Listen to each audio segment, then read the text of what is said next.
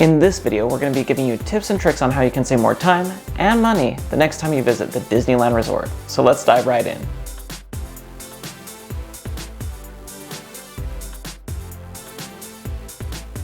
Hey there, my name is Eric D, and on this channel my hope is always to make your next Disney adventure a little bit more magical with tips and tricks, food reviews, and news. So if you haven't already, consider subscribing to the channel. But in today's video, we're going to be focusing specifically on time-saving tips and also money-saving tips. And some of those will actually overlap a little bit. Now, if you consider yourself a Disneyland pro, you might know some of these already. So in the description down below, I've broken down the different tips. And so if you want to skip ahead in the video to whatever you want to focus on, definitely do that. But let's dive right in, talking about what you need to do before you arrive in the parks. And one of those things to save you a lot of time is to download the Disneyland app. And even if you have downloaded it previously, make sure you have the most recent update, because I've had it before where an update happened the night before I visited the park, so the next day not all the features were working. And they've recently added a lot more to the Disneyland app, so you're not only getting those wait time listed out, show times listed out, park hours listed out, but also there's a virtual assistant that you can ask questions to, and it will also give you estimates on the ride times. And you can also do other things like mobile ordering, which we'll talk about. So it's going to save you a lot of time to download it before. Also, before you arrive at the park, once you've loaded the Disneyland app onto your phone, make sure you have your park tickets scanned or loaded into that Disneyland app. That way, as you approach the front gates, you can just have them scan your phone. And if you are traveling with a group of friends or family, you can have everyone's on there, so you can just kind of scan it really quickly and they'll let everyone in. Instead of everyone having to pull out their phone, it's just a lot quicker that way. My next tip is, once you've made it through the security and you are ready to go to the front gates, do not just pick the line that is closest to you or closest to the security checks. Look at the different lines that are entering the park, because lots of times there are shorter lines towards the center, and also on the Disneyland side, because of the monorail tracks and trees that are there, sometimes there's some lines that don't have a lot of people there at all, and you're able to move a lot quicker. And don't just hop in the first line you see because, oh, we got to get in line to get in the park. No, look around. You'll be able to probably find one that's moving a little bit quicker. This next tip is one of the things that will save you the most time. And when I go with friends, they're always like, wow, we got so much done in the morning. And that is because we arrive before park opening to do what is called rope drop. So what happens there is Disney will start to let people into the parks before the parks officially open. And they usually take you towards the top of Main Street. They have a rope set up there. And then once the park is officially open, so they're scanning all these people in, they drop that rope and then they let you go to all the different attractions. So the benefit of this is currently none of the queues of the attraction have any people filled in there. And so you get to be some of the first people in line. And so I recommend definitely being at least 30 minutes before the park opens, and they're going to start letting you in. So if you can even be 45 minutes before the park opens, be there. Once again, don't spend your time, buying a treat on Main Street or whatever. Just be as close as you can to the front of that line where the rope is. And once that goes down, head to the attraction that you are most excited about or the thing that you think will be most busy. So right now, if you're towards the front of the line and you want to go on Star Wars Rise of the Resistance, I think that is definitely the attraction to go to. Or if you are with a younger group and maybe it's Fantasyland, Peter Pan might be the one you are headed to first. So go to that most important attraction. Now, if you are showing up a little bit after rope drop, or maybe you're further back, I would recommend letting all those groups go to the attraction they're most excited about. So for example, Rise of Resistance or Peter Pan, but then you'll be able to do other things. So for example, the line for Peter Pan already might have a lot of people in there. It might be 25 minutes because I was further back on Main Street, but I can hit Snow White, I can hit Pinocchio, I can hit Dumbo, I can hit Mr. Toad's Wild Ride, and Alice. And by the time I've done those, a lot of the people have started to go through Peter Pan, and that line might be a little bit shorter. So think about how you're doing it. Same thing with Rise of the Resistance. Maybe I'm going to go hit Indiana Jones, Pirates of the Caribbean, Jungle Cruise, if everyone's headed that way and I'm too far back. But if you're at the front of that rope drop line, really close to the front, head to those most popular attractions first. The next thing that's going to save you a lot of time is make sure you are using mobile ordering when you are ordering food and your drinks throughout the day in the park. And so instead of having to wait in a regular line where you go up and then tell them, the cashier, what you want, and then they start preparing it, what happens with this is you look ahead into the day, and sometimes the times on your app will be, starting right now. Other times it will go out a little bit. So if you know in the afternoon you are going to want to eat at Pim Test Kitchen, or if you are wanting to get something from the Hungry Bear restaurant, you can go on your app, say what time, a half an hour period of when you want to get your food, and select it there. You can order it all on your app, so you're not having to wait, tell a person, and they don't have to process that order. It's all on your app. Then when that half an hour window comes, once you get to that location, whether it's Pim Test Kitchen or wherever it may be, you hit the "I'm here, prepare my order," and then you will get a notification that it's all ready to go. Now the great thing about this is the last time I was on my trip, lots of times the restaurants would have a half an hour wait, and I was able to get my food right away. Yes, you do have to kind of plan ahead, but many times the return times are pretty close to when you're making your order. So instead of waiting in that half an hour line, I basically had to wait 5 minutes. And it's not that they're preparing the food and it's just sitting there for a long time. And so if you don't show up at the start of your half an hour period, you're getting old food. No, they're constantly making things, and they set aside a certain amount of food that's going to be for those mobile orders that are coming in. So definitely look at the mobile orders and see if the restaurants you want to go to throughout the day are available, and select those times you want. You can always change that order as the time is approaching, but once it is officially in your window and you have said prepare my order, you can't change it then, and it's non-refundable. You just put your credit card in there, all of that's going to be taken care of. It really moves quick and is a great way to save a lot of time throughout your day. In addition to mobile ordering, another way to save some additional time and get some more time for attractions is to eat during off times during the day.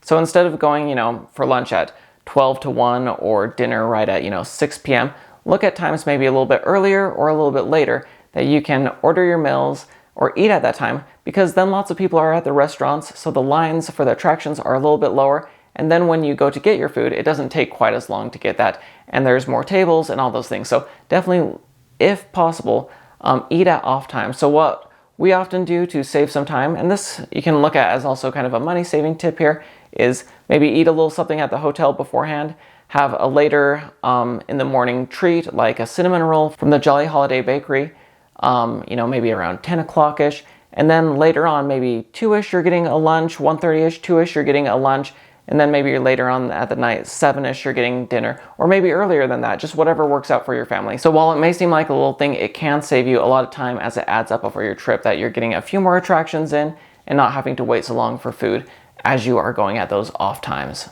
The next thing that I'm going to talk about that can save you time, I'm going to only spend a little bit of time on because I have a whole nother video that I will link up here and down in the description below that talks about all the details of this. But this is Disney Genie Plus.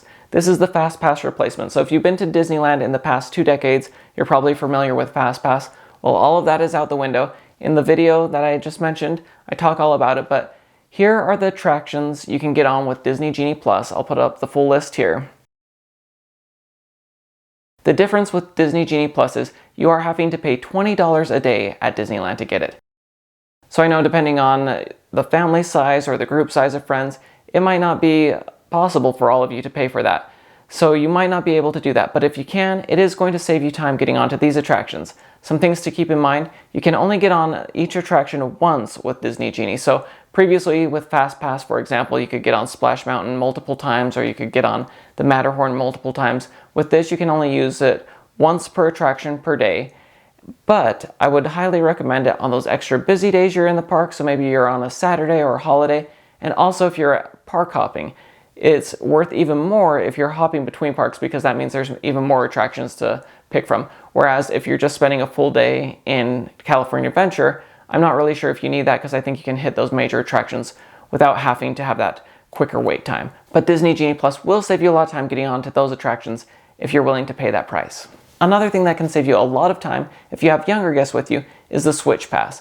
And I will put up the full list of the attractions both at Disneyland and California Adventure that offer Switch Pass. To help explain how this works, let's take the example of a family of 4 that is headed to go on Space Mountain. And one of the guests, maybe the youngest child, is either not tall enough to go on Space Mountain, or maybe they're a little nervous. Well, in that case, they're not old enough to stay outside of the attraction by themselves, so a parent would have to wait for them.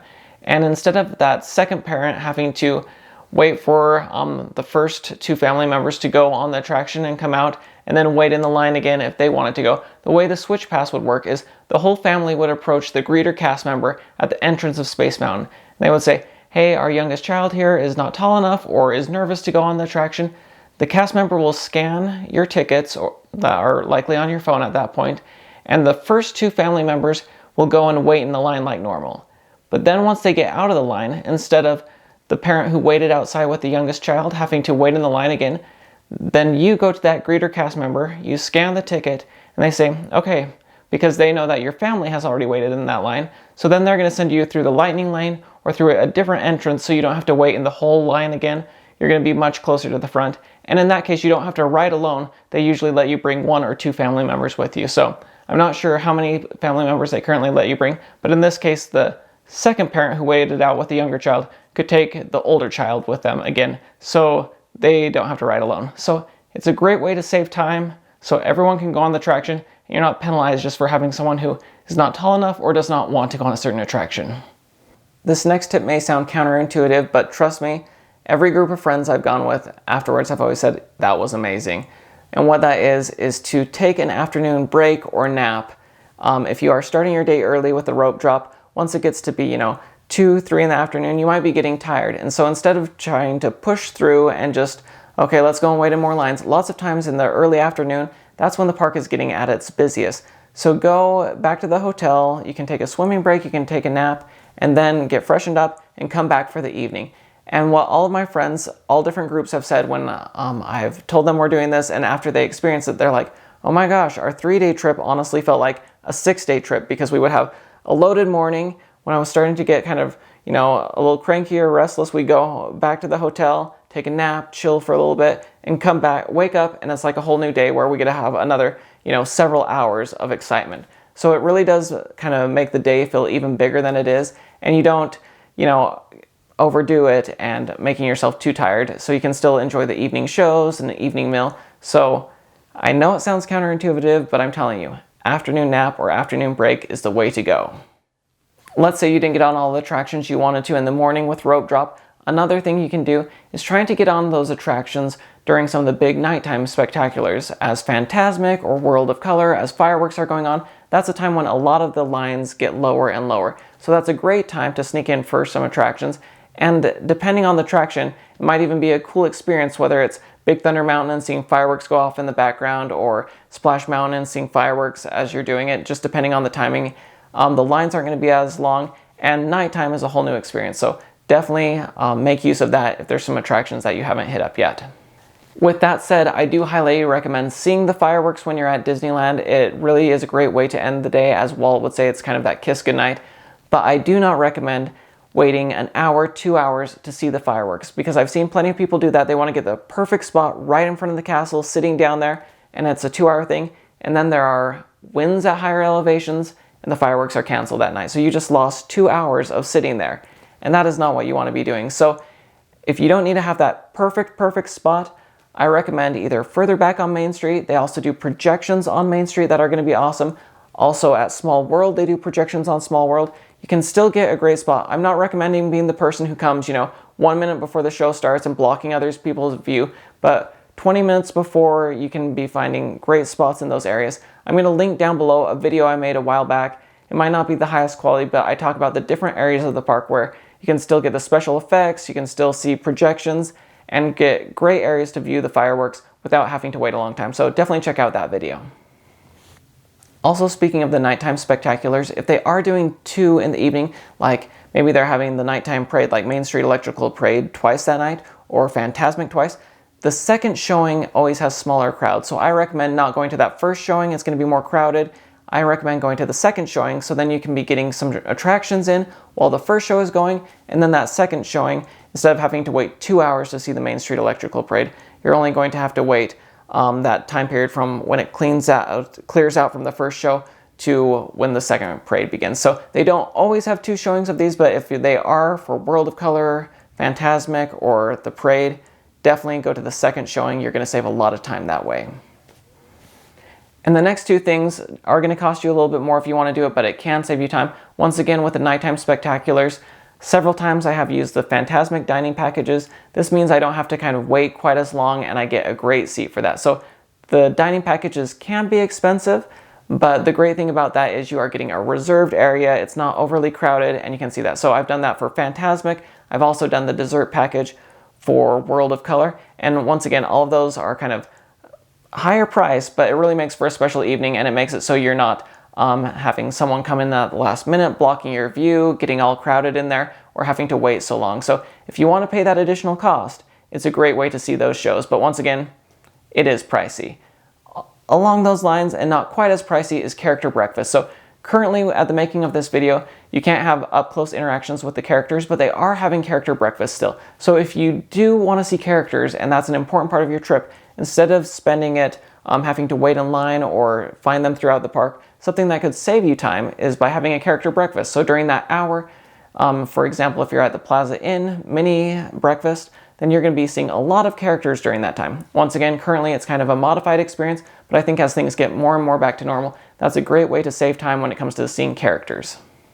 And now the time-saving tips and some of the money-saving tips are going to start to collide here, because go to the parks to save time when the parks aren't as busy. And you might be asking, well, how do you know that?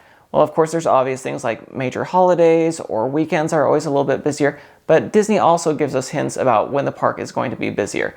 Now, they do have reservations now, so the park does kind of have a limit of how many people are going to get in there. But if you look at the daily ticket prices, or if you look at the magic key holder blockout dates, you can see when they are letting more of the magic key holders in. As far as the reason why they're letting more of those in is because they don't think it's going to be quite as busy of time. So if they're letting the enchant key and the imagine key in, you know that those are days that they're not expecting as bigger crowds.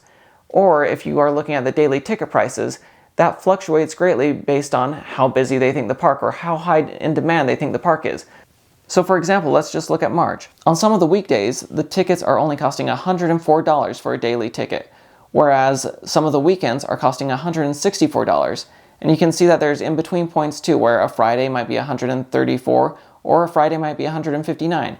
Some of those are getting higher prices because it's either the weekend or they think they're in the middle of spring break.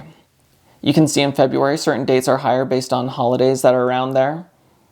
So definitely look at that daily ticket cost calendar, because it is going to give you a hint of how busy the park is going to be. Even if you're using a 3 to 4 day ticket, which isn't impacted by the price of the daily changes, if you look at that daily ticket cost, you can say, okay, these days are busy here. Oh, this state has a holiday, and so they're expecting more guests than in at that point. Oh, this is starting to be the spring break area. Oh, this is, Christmas time. That's why it's costing more. You can start to pick it out. So if you are able to go during those more off seasons, in the middle of the week when it's saying $104 a day, you're going to have less crowds those days. And so I would highly recommend trying to go those days. And if you are buying the daily ticket, you're going to be saving a lot of money that way too. In a similar fashion, you can get a lot better deals on the hotel rooms depending on what time of year you're going. So when I'm making this video right now, looking ahead, they have just announced that in the early spring, late winter time, they're going to be having 20 and 25% discounts on the Disneyland Hotel, the Grand Californian Hotel. And so definitely, depending on the time of year you're going, look for those deals. They usually have them in the late winter, early spring, also in the fall time. And also, if you're a California resident, there's times throughout the year where they do special deals for California residents where the price is cheaper. And once again, that means they don't think there's going to be as many out-of-state, out-of-country guests coming at that point, so they're trying to get the park filled with more people that way. So if you are seeing those deals going on, it's likely a good time to visit just because they are wanting more people to come in, spend money, buy food and everything. And so they are trying to get more people in the parks that way. Now, many times when you hear people give money-saving tips for Disneyland, they will say, hey, you don't have to eat anything in the park. Go and eat at the McDonald's across the street or bring in your own food. Yes, you can do those things, and that is up to you. For me, food is a big part of the Disney experience, but you can be really smart about the food and how you do it. So like I said before earlier in the video, whether it is you do eat breakfast maybe at your hotel, and so then you're not having to pay for a full breakfast in the park, but you're getting like a cinnamon roll or a treat in the morning time, that's an option. But let me give you some examples of getting the most bang for your buck when it comes to treats. So for example, churro, Dole Whip. Both of those are very popular Disneyland treats. And a churro is going to cost you $5 and a Dole Whip is going to cost you $5.99. To me, both of those feel like an individual treat. Yes, you could split them, but if you have a Dole Whip, at least for myself, I'm eating that on my own. If I'm having a churro, I'm likely eating that on my own, even though I have split some before. It just seems like something you're holding, eating one. Whereas if I get a funnel cake or if I get a Choco Smash Bar, that is way too big for me to eat, so I'm definitely sharing it with those people that I'm with. So my suggestion is get those treats that you're getting more of a bang for your buck. So for example, you can get a funnel cake for $7.49 or the Choco Smash Bar for $7.99. So compared to that to a $5.99 Dole Whip, I really feel like you're getting more for your money and more people are going to enjoy that treat if you get some of those. And once again, eating in the park is great, but once again, be smart about what you're eating. Sometimes the things that are offered at more of the outdoor vending carts are not quite what you're getting at some of the restaurants. So for example, you can get a chimichanga for $6.99 and say a bottle of water, and that's going to be $4.25. But if you go over to Rancho de Zocalo, you can get a red enchilada platter for $12.99 or a burrito for $13.49. And with those, you're getting the sides, and you can also get a glass of water there. So compare that to the $11.24 you would have spent on a bottle of water and chimichanga versus this $12.99 or $13.49 for this full meal. In a similar fashion, you can get a bread bowl filled with soup or macaroni and cheese for like $11.49, or you can get a hot dog for $8.99. So looking at those, for me, the bread bowl and the soup is much more filling than just a hot dog, but you have to look at that for yourself once again. But for me, sometimes going into those restaurants, those quick service restaurants, you can get more bang for your buck. Also with that, when you're in those restaurants and at different locations throughout Disneyland, you don't have to buy the Dasani water, which like I said, often can be $4.25. You can always ask for a glass of water. And Disney is great about this at all the different restaurants. It's not at the outdoor vending carts that they can do that, but any of those restaurants, they will give you the water at no cost. So definitely ask for the water there, stay hydrated, and don't be paying $4.25 for that. I know we talked about Disney Genie Plus before and how that is expensive and you might not want to be getting that because of the $20 expense per person per day. But one reason I do recommend getting it for at least one person is because you get all the photos that the PhotoPass photographers and on-ride attractions, you get all those photos taken that day if you buy it for one person. So if you pay that $20 and you have all those photos taken, they scan your app, you can download all those photos and they're yours to keep.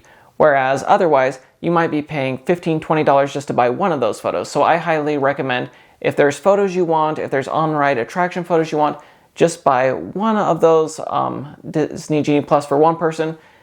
Have them scan your app, take down the number when you're getting off the attraction on those photos, and definitely download those. They're a lot of fun and they look great. So it's a great keepsake. It's a great, lots of times people are wondering about what souvenirs to buy. To me, those photos are a great souvenir and it's worth that $20 each day.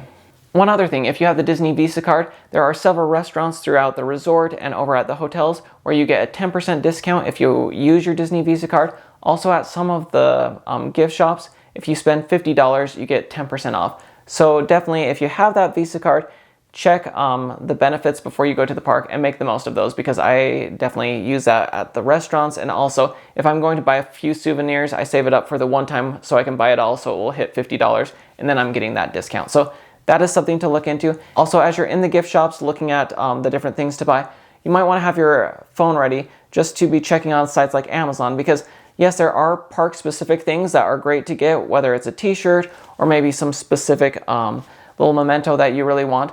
But some of the toys and gifts you can find on Amazon for a great deal cheaper than kind of the increased price they're offering in the park. So have that open. If it looks like it's something that's just kind of generic Disney, check on your app and you might be able to buy that. That way you can get a cheaper price, and also, it's shipped to your home. You don't have to carry it around with you. So a win-win there. So I know that was a ton to take in, but those are my time-saving and money-saving tips. Hopefully you found them helpful. If you did, please give this video a like. In the comments below, I would love to hear what are your time-saving tips that maybe I didn't cover, or if there was one that you've also found helpful, definitely put that in the comments below to help other viewers of this. And like I said, consider subscribing to the channel, because my hope is always to make your next Disney adventure a little bit more magical. But thank you so much for watching, and we'll see y'all again real soon. Bye.